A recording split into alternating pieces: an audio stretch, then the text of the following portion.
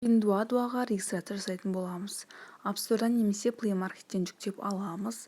Сөйтеміз де кіреміз. Кіргеннен кейін көк батырманы басамыз. Жасыл батырма ол веб-чатпен кіреміз ба деген сұрақ. Бірінші телефон арқылы кіру дегенді таңдаймыз. Одан кейін ары қарай Қазақстан кодын таңдаймыз, яғни +7 777 деген сияқты. Мына Е әрпінде тұр. Немесе ана жерден өзгертсеңіздер болады. Өздеріңіздің телефон нөмірлерін теріп жазасыздар. Одан кейін сіздерге SMS хабарлама келеді. SMS хабарламаларыңызды күтесіздер. SMS хабарлама келмеген жағдайда бірнеше рет запрос тастауға болады. SMS хабарламаны мына ұяшықтарға енгізесіздер. Сіздер Pinduoduo'ға сәтті тіркелдіңіздер.